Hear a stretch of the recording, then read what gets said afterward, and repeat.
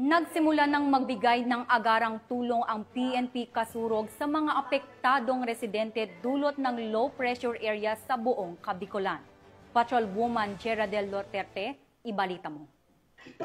Ginagawang koordinasyon ng Kasurog Cup sa pamumuno ni Police Brigadier General Nasser C. Babagay Jr., Regional Director, kasama ang mga local government units at mga city at municipal disaster risk reduction management offices bunsod ng walang tigil na pagbuhos ng ulan na dulot ng low pressure area. Bilang tugon, nagsimula ng magbigay ng agarang tulong ang PNP Bicol sa mga apektadong residente, partikular na sa mga pamilyang kinakailangang lumikas mula sa kanilang mga tahanan dahil sa matinding pagbaha.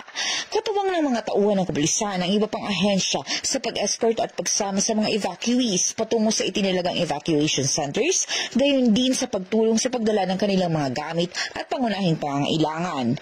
Tinitiyak din ng kapulisan ang seguridad at kaayusan sa mga lugar na matinding naapektuhan ng pagbaha upang mapanatiling ligtas ang mga naiwan nilang ari-arian at maiwasan ang anumang hindi kanais-nais na insidente. Patuloy din ang pakikipag-ugnayan ng PNP Bicol sa mga kinauukulang ahensya upang matiyak ang mabilis at maayos na pagresponde sa mga nangangailangan, lalo na sa mga lugar na hindi pa naaabot ng tulong. Hinihikayat ang publiko na manatiling alerto, makinig sa mga anunsyo ng otoridad at umiwas sa paglabas kung hindi kinakailangan upang matiyak ang kanilang kaligtasan.